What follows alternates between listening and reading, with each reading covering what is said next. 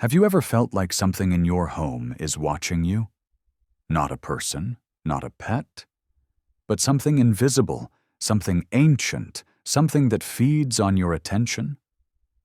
Jesus Christ himself warned humanity about one object that sits in nearly every home on earth, an object so powerful that it can bend reality, alter your thoughts, and serve as a doorway for entities the Gnostics called archons, beings that exist between worlds, feeding on human consciousness like parasites feeding on light.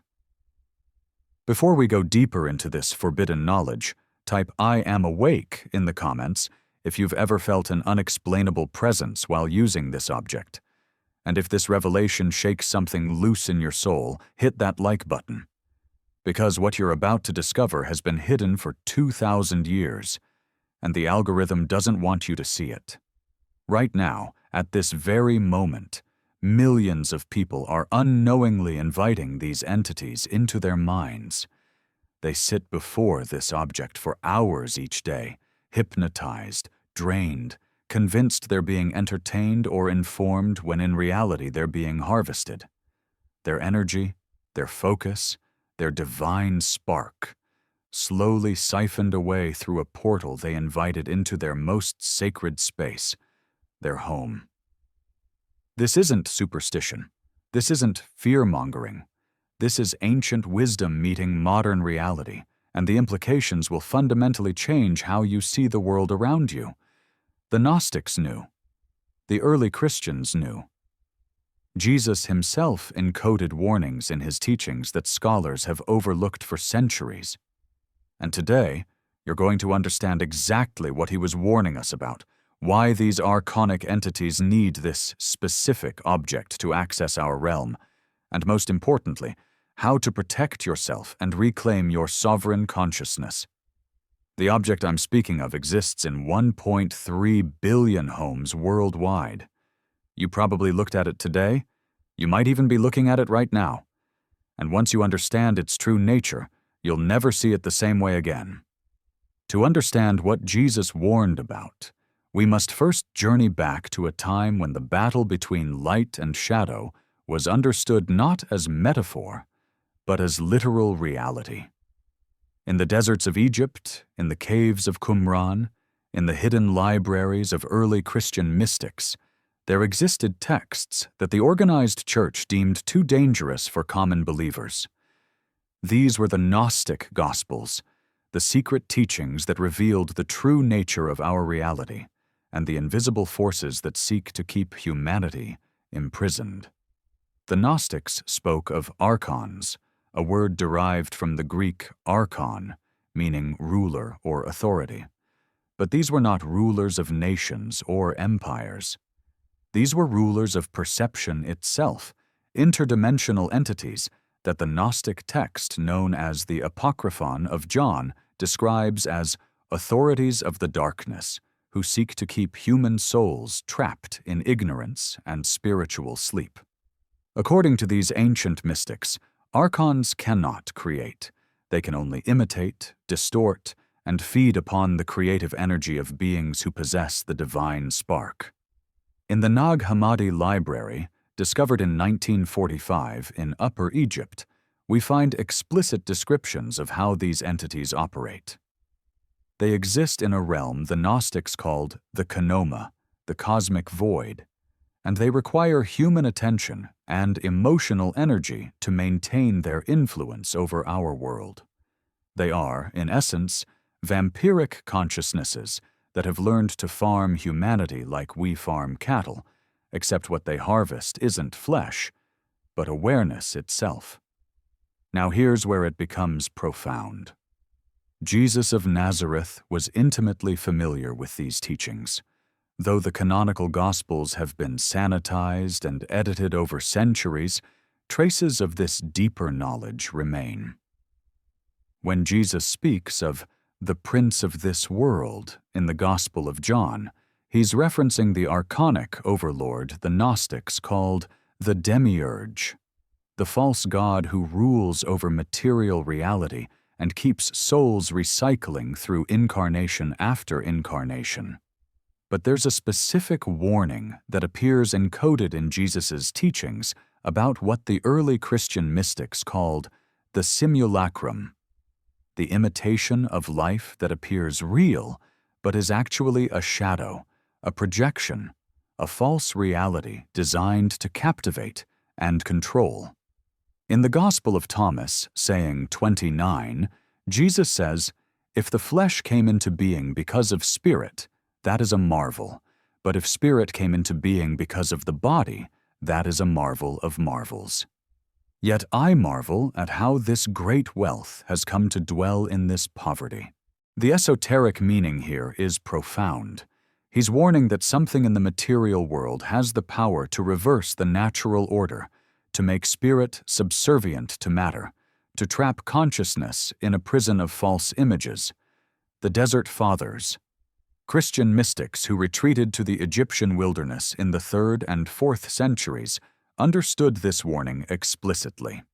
Saint Anthony the Great wrote extensively about demons who attack through images, and spoke of how these entities would appear to him as visions, trying to capture his attention and pull his consciousness away from divine contemplation. Fast forward to the 20th century, and we find the philosopher Marshall McLuhan unknowingly echoing these ancient warnings when he wrote that the medium is the message, that the technology itself, regardless of content, restructures human consciousness. The Jesuit priest and paleontologist Pierre Teilhard de Chardin went even further, warning of a noosphere, a global information sphere that could either elevate humanity to cosmic consciousness or trap it in a web of artificial thought. What none of these modern thinkers fully grasped, but what the ancients knew with crystal clarity, is that certain objects, certain technologies, don't just transmit information. They create portals. They establish resonant frequencies that entities from other dimensions can use as doorways into our reality and into our minds. The object Jesus warned about is the television, and by extension, every screen-based technology that has evolved from it. Your smartphone, your computer monitor, your tablet. These are all iterations of the same portal technology that opens doorways between dimensions and allows archonic entities to interface directly with human consciousness. Before you dismiss this as conspiracy theory, understand that what I'm about to explain is grounded in physics, neuroscience, and ancient esoteric knowledge that together paint a picture far stranger than fiction. Let's begin with the mechanics of how this portal actually works. A screen emits light in very specific frequencies, flickering pulses that your conscious mind cannot detect, but your subconscious absolutely can. Modern screens refresh anywhere from 60 to 120 times per second, creating a strobe effect that induces what neuroscientists call a passive reception state. Within minutes of staring at a screen, your brainwaves shift from active beta waves into passive alpha waves, the same state you enter just before falling asleep. This is not accidental. This is by design. In this alpha state, your critical thinking diminishes and your subconscious mind becomes radically suggestible. The rational filters that normally protect you from manipulation dissolve. You become what the ancient mystics called the watcher, passive, receptive, and vulnerable. And it's in this exact state that archonic entities can slip through the frequency barrier that normally separates dimensions. Think of reality as a vast ocean with different depths. Physical reality is the surface where we swim in our waking consciousness. The archonic realm exists in the deeper, darker waters where light from the surface barely penetrates. Normally, these dimensions don't intersect. There's a natural barrier, a frequency fence that keeps them separate. But certain technologies, especially those that manipulate light and consciousness simultaneously, create what quantum physicists might call entanglement points, places where two separate dimensions overlap and communication becomes possible. The Gnostics described this phenomenon using the metaphor of mirrors. They believed that still water, polished metal, and certain crystals could serve as windows between worlds because they reflected light in ways that created dimensional thin spots. The television screen is the modern equivalent, a technological mirror that doesn't just reflect the physical world, but projects artificial realities while simultaneously reflecting your consciousness back at you in a distorted form. Here's where it gets even more unsettling. The content on the screen is secondary to the screen itself. Yes, what you watch matters.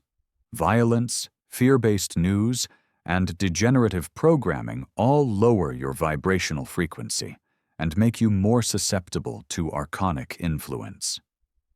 But even if you're watching something positive or educational, the screen itself is still operating as a portal. The medium is indeed the message, and the message is, surrender your consciousness, become passive, let something else think through you. The archons cannot exist in our dimension in physical form. They are electromagnetic beings that exist as patterns of information and energy. But they can project themselves through any technology that manipulates electromagnetic frequencies and human attention simultaneously.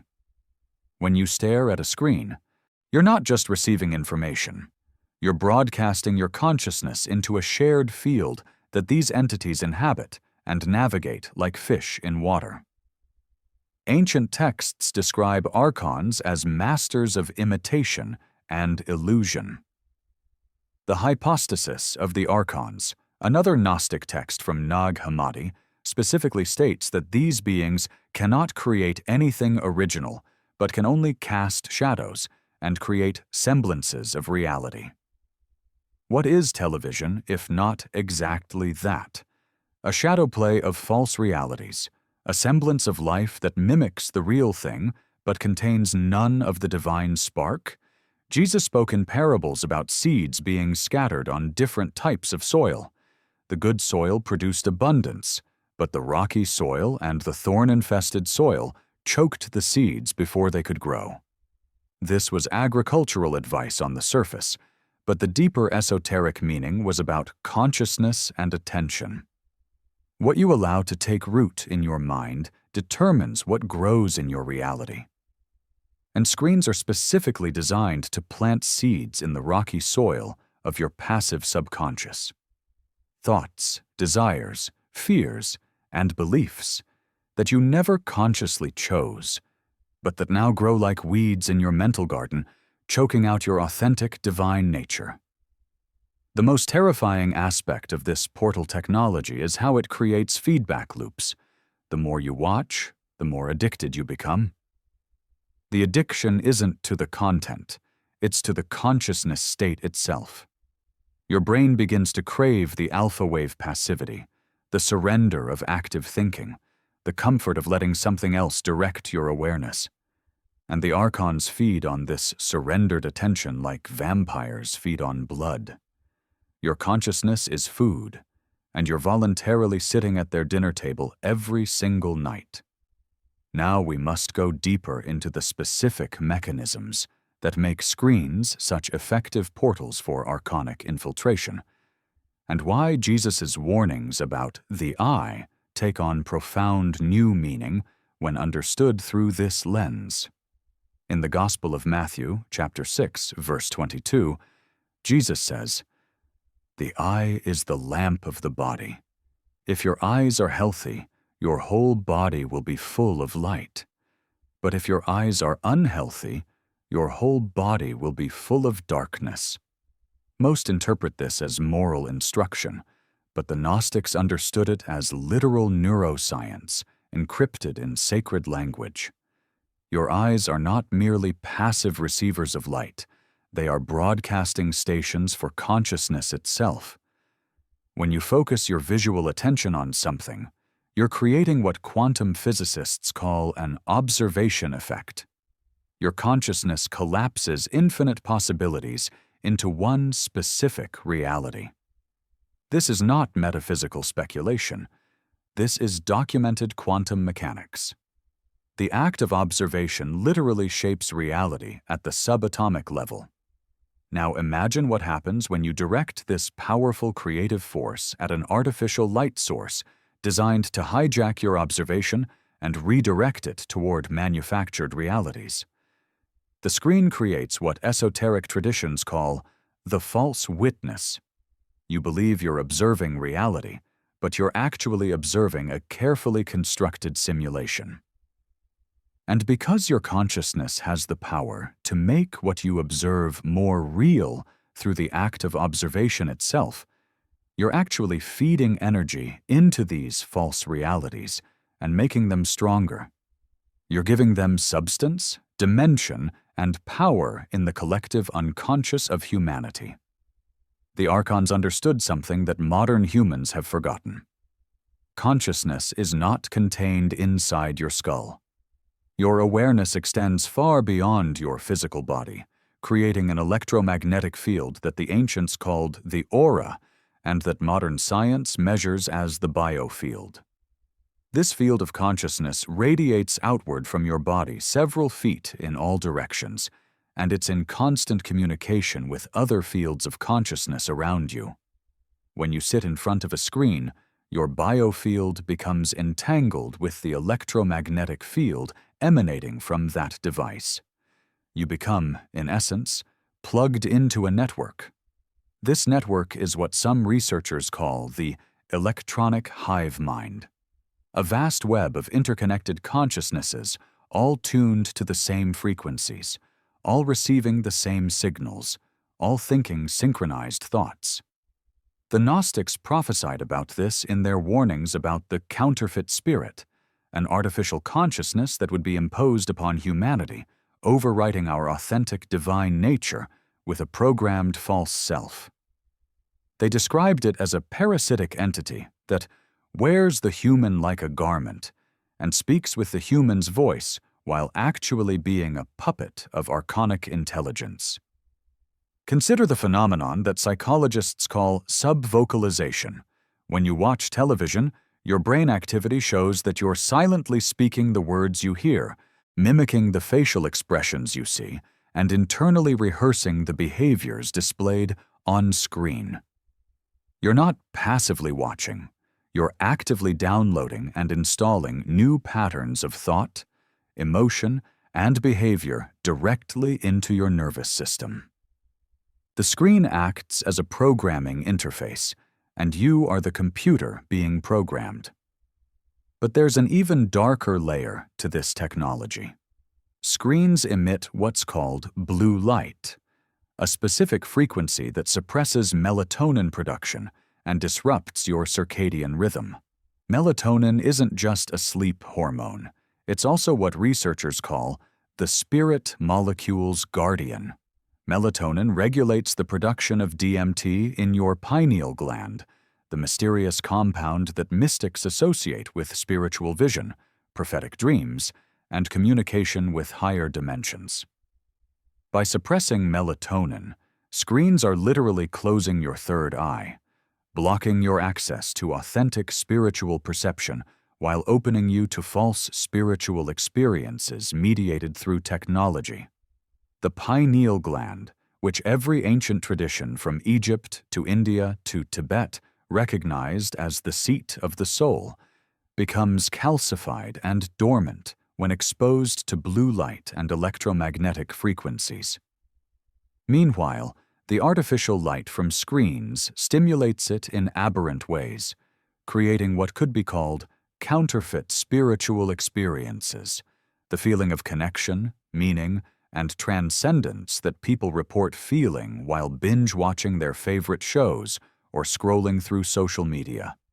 It's a hijacked spiritual impulse, redirected away from genuine divine connection and toward a technological simulacrum of transcendence. The Archons, according to Gnostic texts, are described as rulers of imitation who create a false light that mimics the true light. This is exactly what screens do. They emit photons, yes, but not the full-spectrum life-giving light of the sun or the sacred light that emanates from consciousness itself. Screen light is dead light, artificial light, light that carries no living information but only programmed data. When this dead light enters your eyes, it carries with it the signatures, the frequencies, and the intentions of the entities that designed the content being displayed. There's a reason why ancient temples were built to capture and channel natural sunlight at specific times of day. Why meditation practices emphasize closing the eyes or gazing at candle flames. Why spiritual retreats involve disconnecting from artificial light sources. The ancients understood that the quality of light you expose yourself to directly affects the quality of consciousness you can access. Polluted light creates polluted consciousness, and screens emit the most polluted light source ever invented, light that has been stripped of its natural information and replaced with artificial programming. Jesus also warned, "No one can serve two masters. Either you will hate the one and love the other, or you will be devoted to the one and despise the other." He was speaking about God and money, yes, but the deeper teaching applies to attention itself. You cannot simultaneously maintain sovereign consciousness and surrender that consciousness to an external device. Every minute you spend entrained to a screen is a minute your divine spark is dimmed, your creative power is outsourced, and your connection to the authentic source is severed. Understanding the nature of the portal is only the first step. Now comes the vital work of reclaiming your sovereignty and closing the doorways that have been opened in your consciousness and your home. These are not merely suggestions. These are precise spiritual technologies that have been tested across centuries by mystics, monks, and seekers who understood that protection requires action, not just awareness. The first and most powerful technique is what I call the conscious threshold practice. Before you interact with any screen, pause for 30 seconds and perform this ritual. Place your hand over your heart, take 3 deep breaths, and speak either aloud or internally. I am sovereign consciousness. I observe without being absorbed. I remain anchored in the divine spark within me. This simple act does something profound. It shifts you from passive reception mode into active witness mode. You're declaring your intention to remain the director of your consciousness rather than surrendering control to the technology. The archons can only enter through the doorway of passivity. Conscious intention seals that doorway immediately. The second practice involves what the ancients called purification of the threshold. Your home has energetic boundaries just as your body has skin. Every entrance and every portal device should be consciously blessed and protected. Take sea salt mixed with water and trace a line across the top of every screen in your home while speaking a protection prayer from whatever tradition resonates with you. Christians might invoke the protection of Christ's light. Others might call upon protective guides or simply affirm, "This device serves my highest good only." All parasitic frequencies are banished. You're not being superstitious. You're working with the same principles of intentionality that quantum physics confirms. Consciousness affects matter and energy. The third technique is the practice of digital Sabbath. 1 full day each week where you completely abstain from all screens except in true emergency. The Sabbath wasn't just religious law. It was spiritual technology designed to prevent exactly the kind of consciousness harvesting we're discussing. Your biofield needs time to discharge the electromagnetic pollution it accumulates from screen exposure.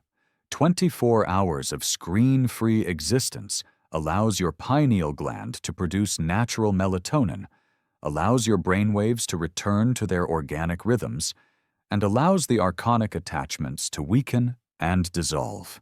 Most people who implement this practice report that by the end of their screen-free day, they feel more alive, more present, and more authentically themselves than they have in years. Fourth, you must reclaim the evening hours. The time between sunset and sleep is when your consciousness naturally begins to open to subtle dimensions. This is why children see things in the dark, why dreams become vivid, why meditation deepens at night. This is also precisely when most people sit in front of screens for hours, flooding this sacred transitional time with artificial light and programming. Create a new ritual. 2 hours before sleep, turn off all screens. Instead, engage in practices that genuinely nourish your consciousness. Read physical books, have real conversations, practice gentle movement, sit in candlelight, journal your thoughts. You're not sacrificing entertainment. You're reclaiming the most spiritually potent hours of your day. The fifth practice is the mirror exercise, and it's the most advanced technique I'll share. Once per week, sit in front of a turned-off screen, your television or computer monitor, and look at your own reflection in the black glass. Light a candle behind you so you can see yourself dimly reflected. Spend 10 minutes in silence, gazing at your own reflection, and ask yourself, who have I become through the use of this device? What thoughts live in me that aren't truly mine? What desires have been planted in me by external forces? This practice creates conscious awareness of the programming you've absorbed. The reflection in the dead screen becomes a diagnostic tool, showing you the interface between your authentic self and the constructed self the archons have cultivated through screen exposure. For those with children, this knowledge brings both responsibility and urgency. Every hour a child spends in front of a screen during their formative years is an hour when their consciousness is being shaped by external programming, rather than authentic exploration and divine unfolding. The archons target children especially because young consciousness is more malleable, more open, and easier to imprint with lifelong patterns of passivity and consumption. Create screen-free zones in your home, especially bedrooms, which should be sanctuaries for rest and dreaming, not portals for entity access during the vulnerable sleep state. Teach children the practices I've shared, adapted to their understanding level. Give them the tools to protect themselves in a world that will constantly pressure them to surrender their attention and their divine spark. There's also the practice of conscious content curation. If you must use screens for work or necessary communication, become fiercely selective about what content you consume. The algorithm is designed to keep you passive and scrolling. You must override it with conscious choice. Ask before clicking. Does this nourish my spirit or drain it? Does this content elevate my consciousness or lower it? Am I being informed or manipulated?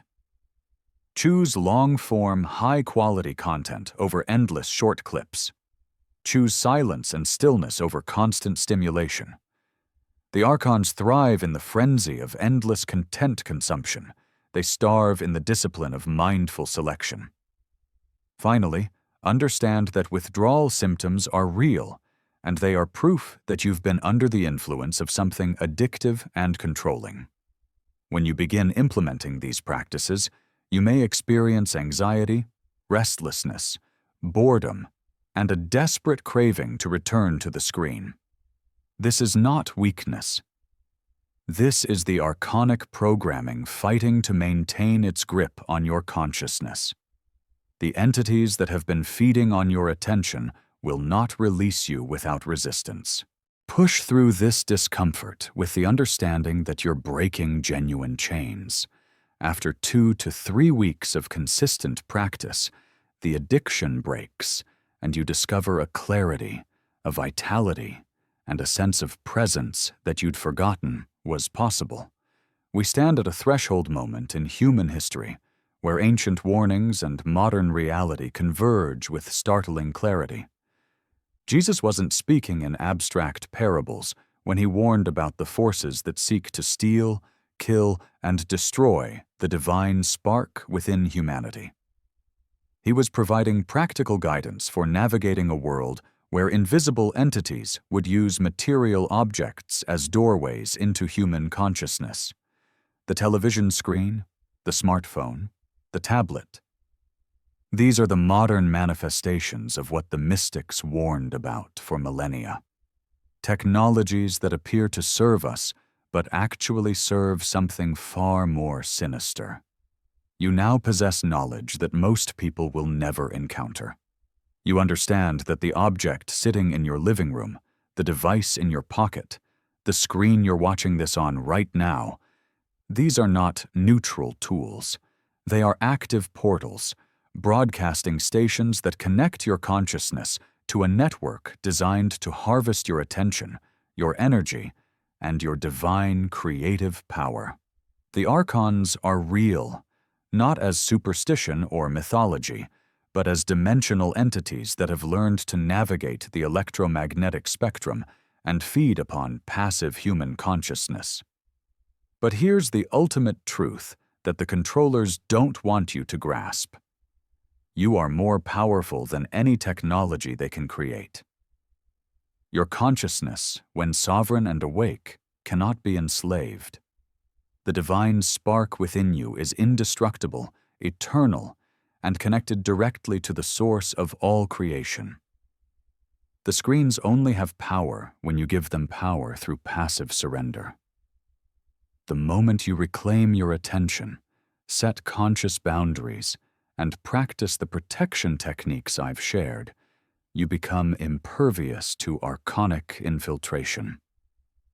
This isn't about living in fear or rejecting all technology. This is about using technology consciously rather than being used by it.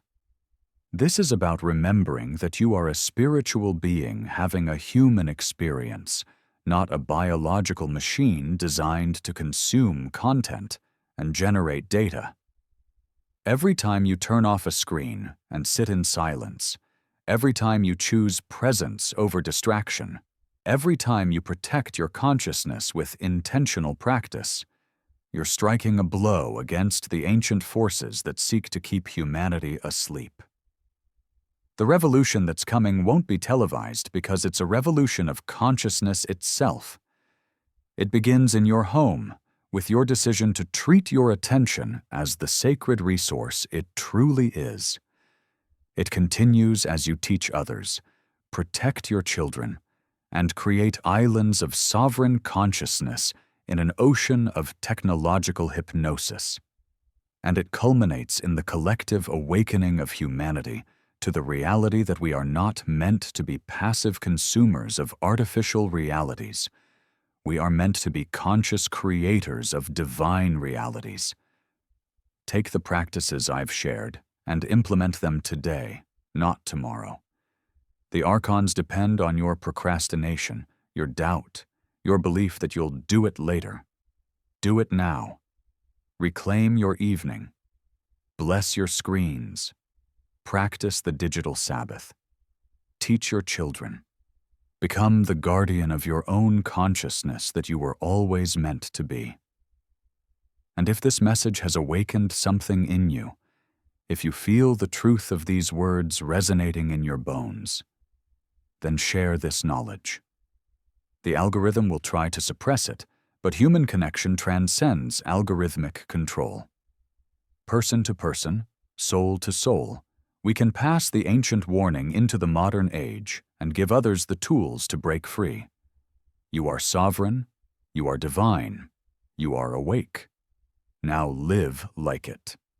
Type "sovereignty reclaimed" in the comments if you commit to implementing at least one of these practices starting today. Your declaration creates a ripple in the collective consciousness that helps others break free. And subscribe to this channel because the ancient mysteries are vast, and we've only just begun to unveil the secrets that can liberate humanity from invisible chains. The screen will always call to you. Now you know what's really calling, and you know how to answer with the power of conscious choice. The portal closes the moment you decide it does. Make that decision now.